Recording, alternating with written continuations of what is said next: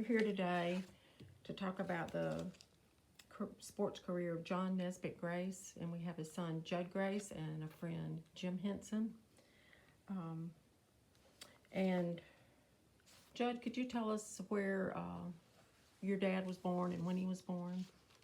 He was born in New Albany, and I believe I'm correct, it's December 14th, 1921, to my grandparents, Nesbitt and Ruby Ferguson Grace.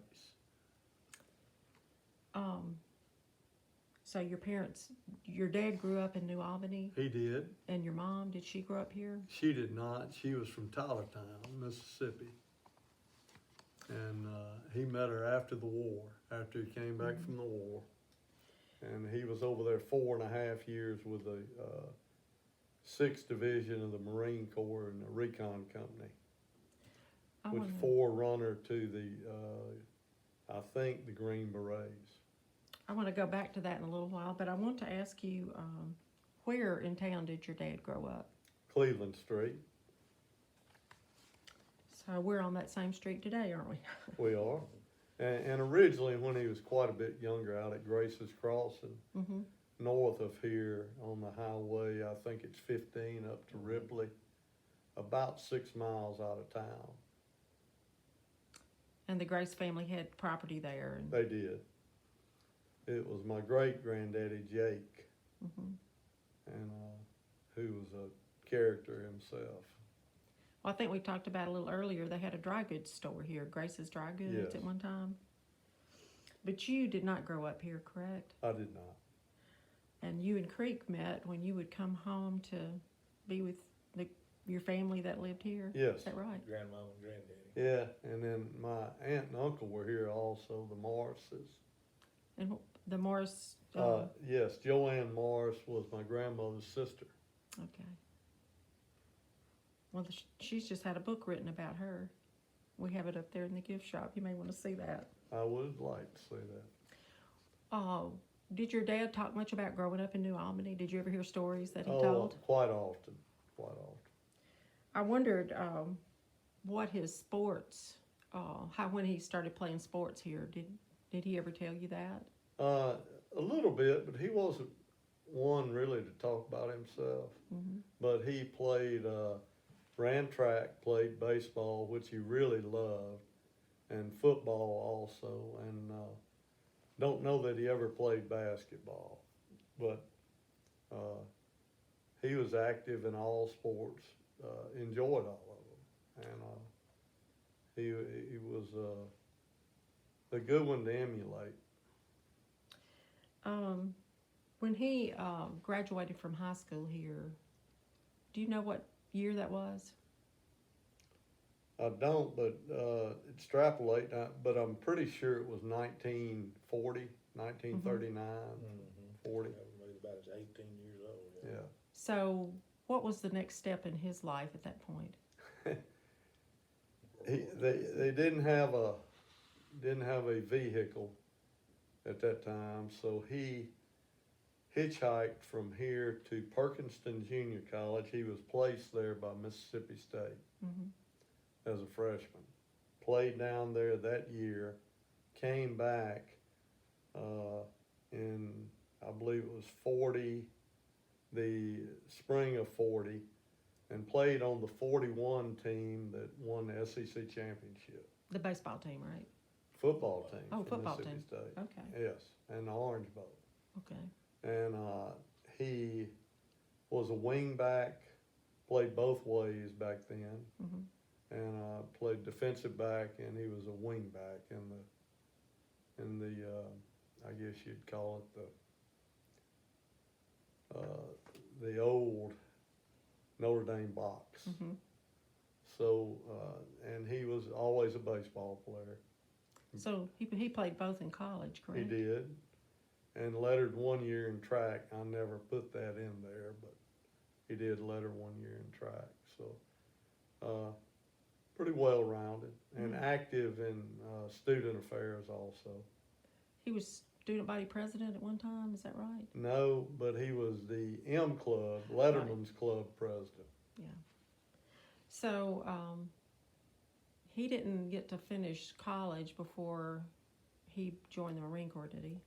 Yeah, and it's a pretty good story. A number of them joined arms and walked down to on the Central Avenue at that time, University Avenue, Mhm. downtown, and all volunteered together. Really? Were they athletes, I guess? Yes. All of the athletes? Yes. So would that have been about what year? I believe in 42, after Pearl Harbor, because they were stranded. Mississippi State was playing University of San Francisco on the West Coast. They were stranded out there for 2 weeks. They could not come back, and they finally got a train and worked their way back. And when they arrived, that's when they all agreed that we're going to go down and volunteer. And he chose the Marines. He did. Do you know why? I don't, but he never said anything about it. But he was in there with Lamar Blunt, Spook Murphy, and they were all roommates. Yeah, they're all people in these pictures we have, Yes. right? Mm-hmm. And so they all went down and volunteered, and they wound up in basic training together over in Beaufort, South Carolina, Parris Island. Harris Island, yeah. So, after his basic training, what was the next step for him? Well, he said they trained, and he actually played football one semester at Duke University, which was a common thing back then to play 5 or 6 years, I guess. Yeah. And now that's becoming the deal again, oddly enough. But it was a strange thing. He was in officer training, and he said it probably saved his life because he and a good friend of his, Rosie Davis from Jackson, Mississippi, well, actually from Tuscaloosa back then, but who played football with him at state. But the two of them were bumped out of officer candidate school because 2 sons of congressmen were sent in to replace them or bump them out of there. And Daddy said it saved his life, he thought, because he would have surely been killed. The casualty rate for officers on Okinawa was something like 79%. So, talk about his journey to Okinawa and how that came about. Well, he joined the recon company, and he was initially a private, then a corporal, and they were behind the enemy lines. They infiltrated, and they had to have their food dropped, and weren't any helicopters, obviously, but by airplanes, and they would report on enemy positions for artillery. And they were sniped at quite often, and he said it was pretty tough experience, but never really spoke much about it. Well, when they came ashore, you were telling me. Yeah, they had their skivvies on, and so they tied all their clothes and everything in a waterproof bag, and their rifle, and they had everything across that. And they obviously had no clothes on other than their skivvies, and they were attacked by a bunch of jellyfish swimming in. And he said that was the worst part of the deal, because what they were charged with doing is more or less infiltrating that first line of defense and killing the sentries for the Japanese with the knives. Mm-hmm. I'm assuming he never did really. Or their pistols, so. Do you think he was chosen for that because he was such an athlete and so fit? Probably had a contributing factor. Mm-hmm. Plus, it's a strange thing, but I've always been fascinated by maps and logistics, Mm-hmm. and he loved maps. So probably had something to do with that, you know. He could find his way around, That's couldn't right. he? And I've never been lost. Well, what other parts of his service can you tell us about? Really, he fought on Peleliu and Tarawa.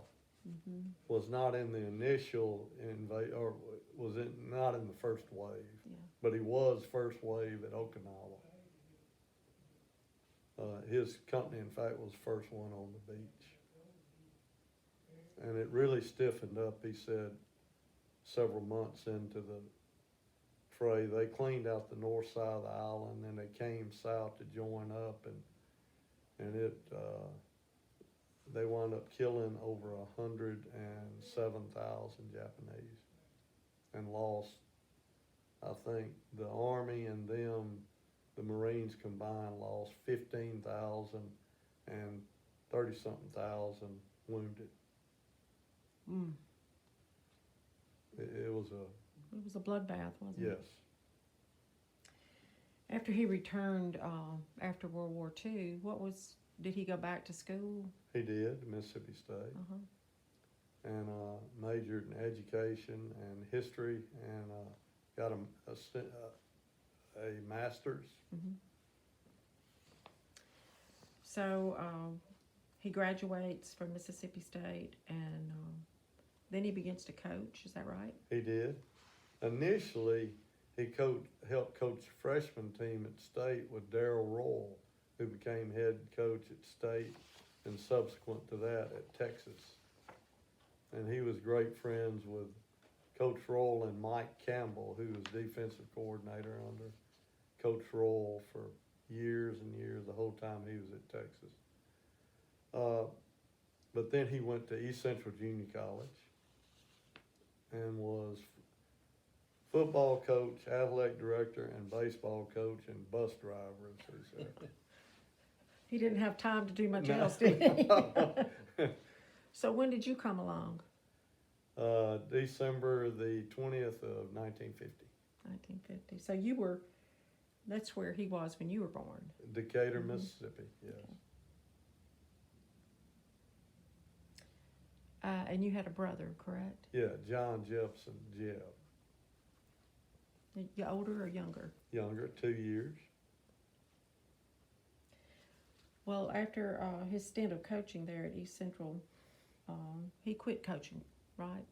He went to work for Mississippi Farm Bureau as a safety director and lobbyist. Mm-hmm. He must have had a real outgoing personality. He did. Yeah. I'll tell you a good story here a little bit later after we cover his officiate. Okay. Well, when did he start? Well, I'm looking here at this list of his activities and honors. And am I right? He lettered 3 years in varsity baseball He did, and football yes. at Mississippi State.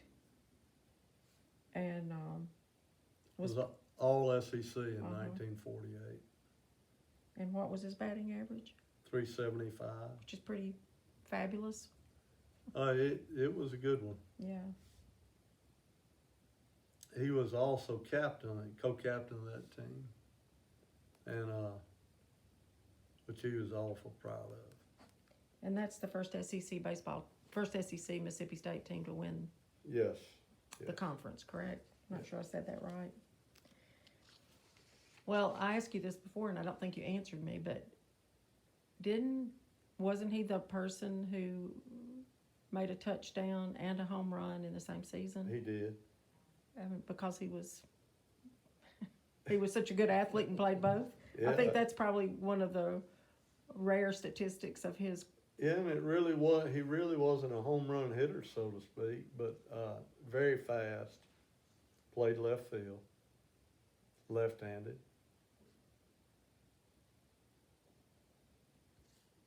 When did he become an official? Let's see. I'd have to refresh my memory, but I feel like it was certainly in the middle '60s. So you remember that? Well, I do. My mom died of cancer when I was 13, and we went on a trip, and part of that was to the Gator Bowl, Mhm. and he officiated that, and we combined that trip. Prior, that had to be 63. She passed away in 64. So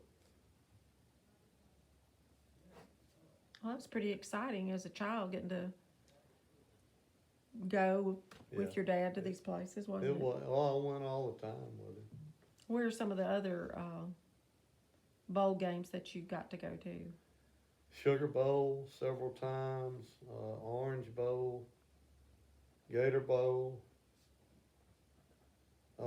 And back then, the SEC crews mainly worked those bowls. They didn't go to the Cotton or the Rose Bowl, any of those. And there weren't that many bowl games either. But he was #1 rated back judge in the SEC for 14 years.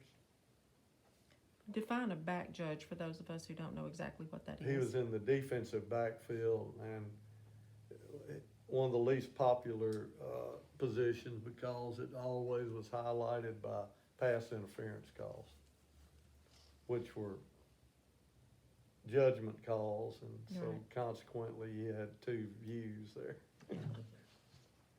How did he learn to do that? Did he have to go through a course to do that, or? When we were living in Jackson, he was working at Farm Bureau. He officiated high school, junior college, and Division II, which at that time in the SEC, you couldn't become an official unless you had played football in the conference.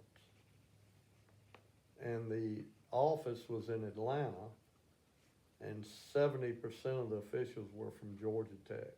Oh, Yeah, Georgia Tech, who was in the SEC. at yeah, one that's time. right, along with Tulane. Right, so he set out to. Swanee. Yeah, that's right.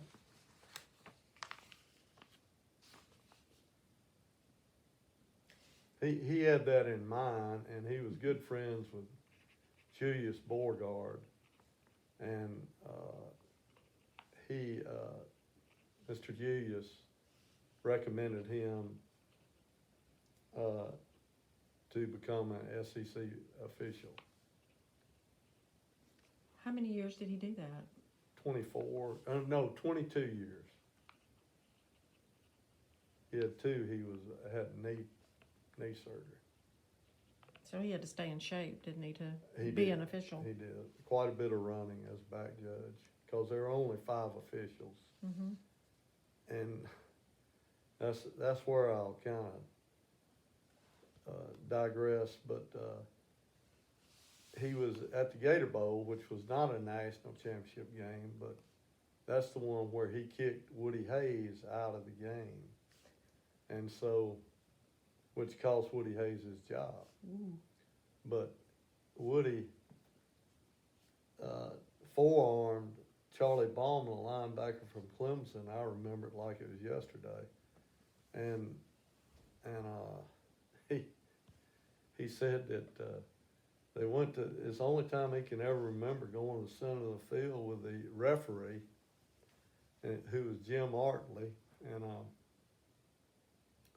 he said, "Johnny, you got to go kick Coach Hayes out. You made the call." He said, "Well, I don't get paid the extra $15 to wear that white hat."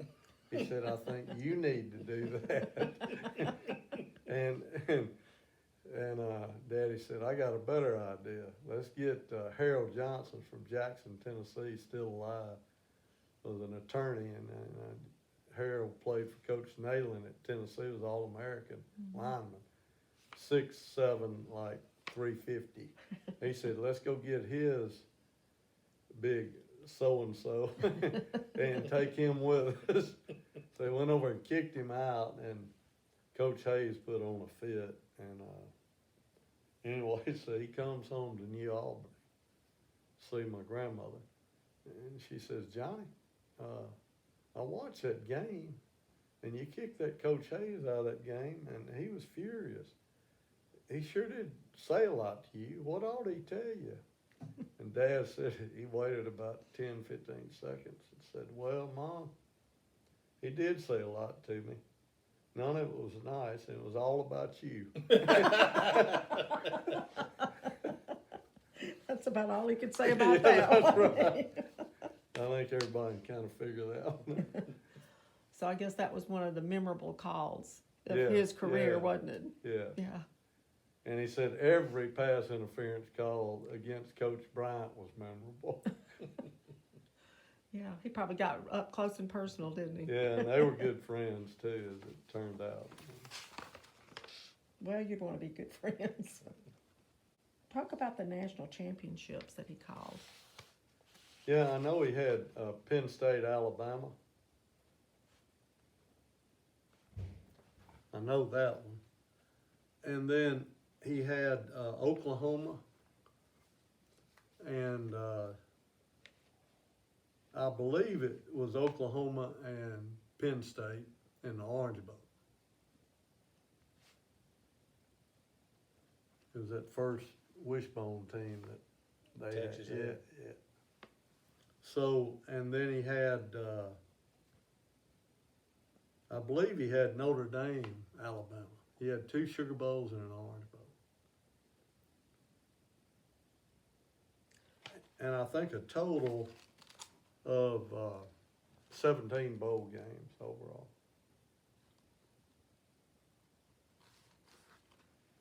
So how old was he when he stopped officiating? I would say, let's see that.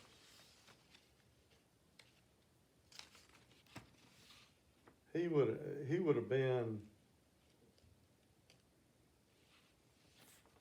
51. But he never stopped loving the games, right? No, and they kept him as an observer to grade the officials. Because back then they played in Jackson, the double headers, so he would grade that every year. Kind of keep his hand in the game, so to speak. And he would attend, he was asked to attend and instruct at some seminars the conference had for quite a while. I'm not sure I know what I'm talking about when I ask this question, but today, when there's a question call, they go back and replay the Didn't footage. have that. They back didn't. then. He didn't work at that time, right? No, he didn't. So it all was a judgment call. That's correct. Everything was subjective. Yeah. Might show it back on TV, Yeah, yeah. but not on live, during the game. Yeah. Well, so when did y'all meet? What's y'all's Oh history? gosh. Probably 66, I Yeah. would guess, 65, 66.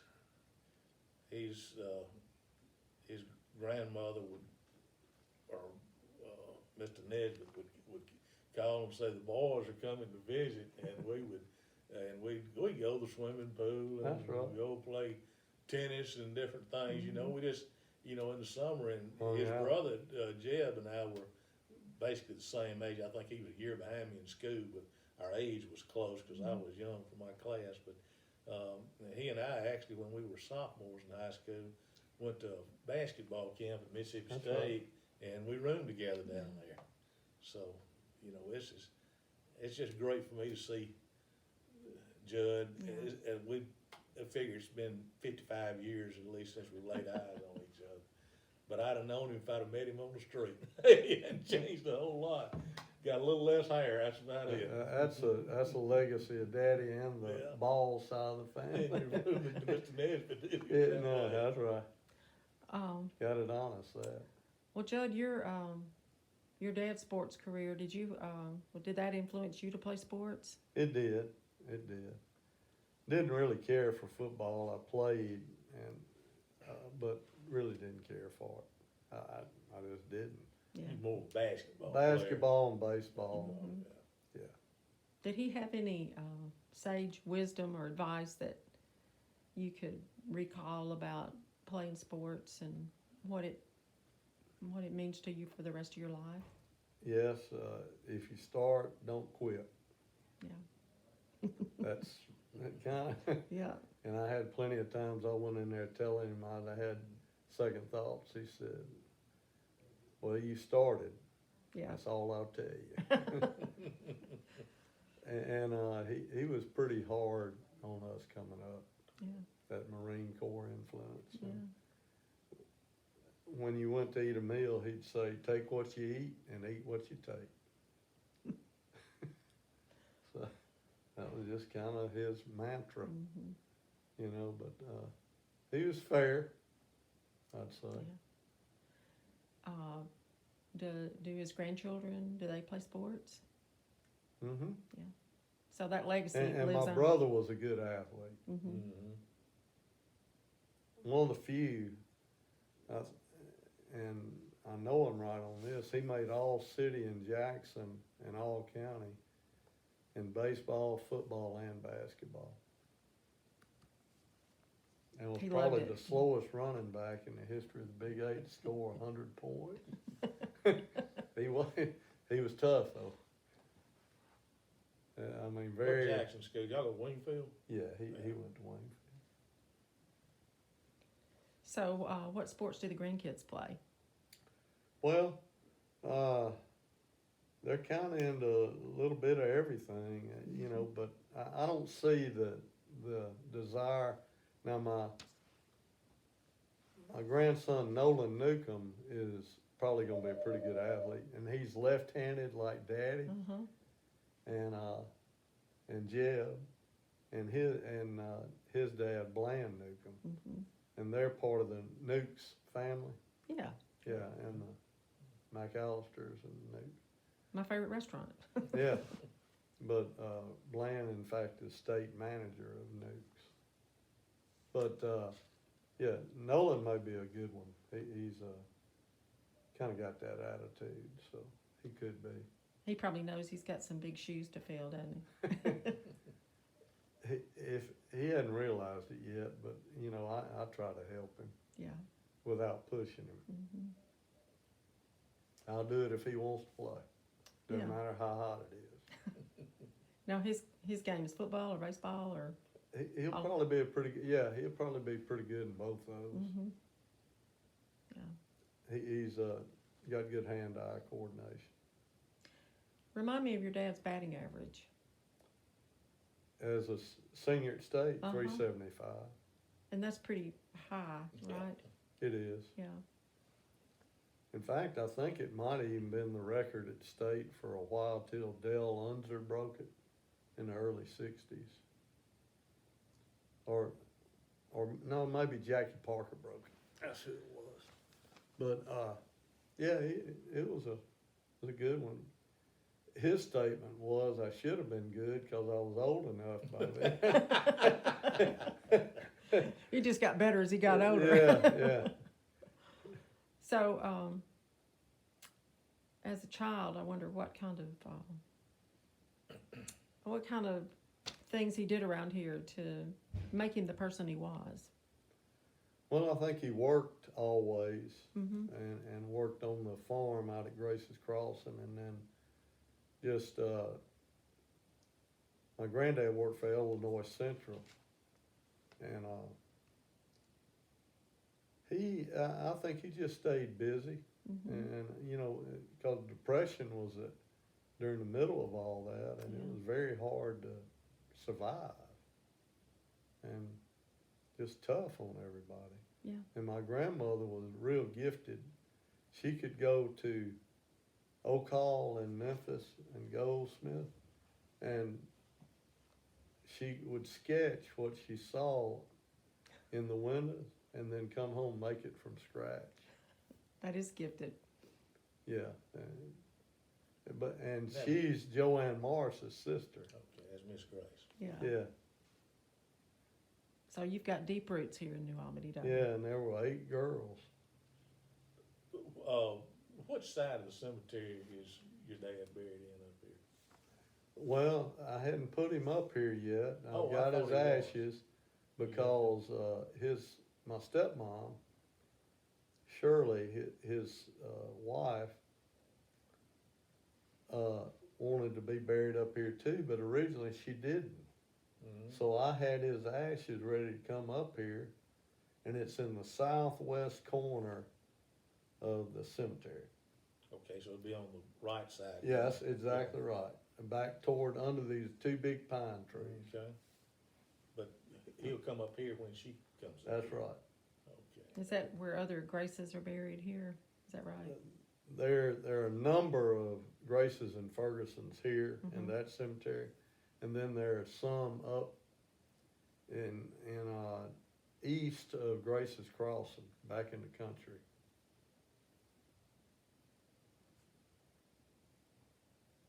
The Lamars are kin to us, and some of the Rogers, Mm-hmm. Morrises, Yeah. Fergusons, It's all the, Graces. a lot of the first families, I guess. Yeah. Old families, yeah. old that's families right. here. Well, is there anything that, I haven't asked you about your dad that you wanna tell us? Well, I think more than anything, he was very proud to be an American. And as an example, I think, of him, I asked him one time, I said, he was lobbying for Philip Morris, and he had quit smoking for 20-something years, just dropped it overnight. And I said, Daddy, how can you lobby for Philip Morris, be an advocate for them, and you quit smoking? He said, well, the reason I went to war was to fight for that right. If you And want he's to right. smoke, you should Yeah. be able to. It's a free country. Yeah. And he said, you know, that, and he was a big believer that when the draft was abolished, it destroyed the United States as he knew it. Because he said there's no making somebody grow up and be who they need to be. He could be right about that. And I thought pretty good objective and viewpoint. I wanted to ask you about this photograph right there. Is that a moment in time that you know when and where that was? Or, I only know because it was told to me. I wasn't alive at that time, so, you know, I know that he scored against Ole Miss to beat them mm-hmm, right there. at that moment? Mm-hmm. That's a great photo. I want to see that one. He's running Number, well, I can't. right there. I'll look Yeah, at it. yeah, you'll look at it later.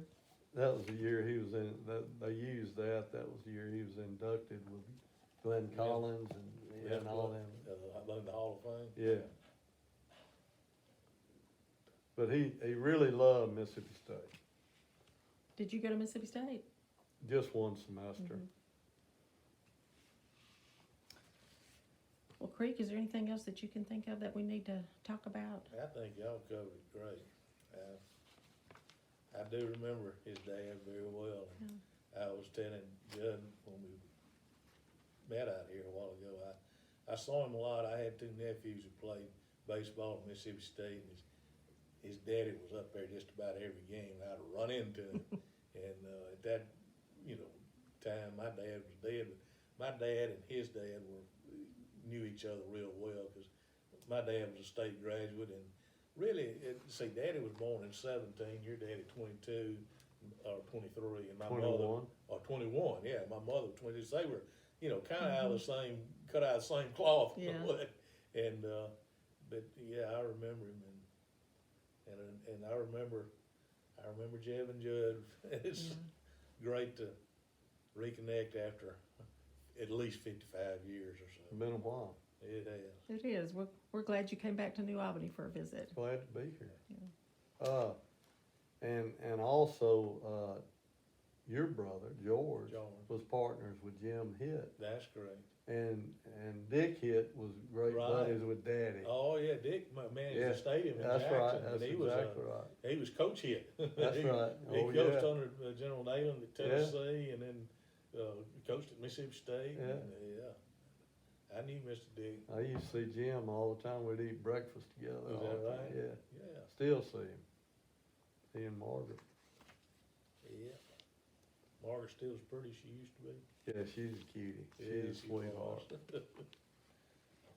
Margaret Mackey, that was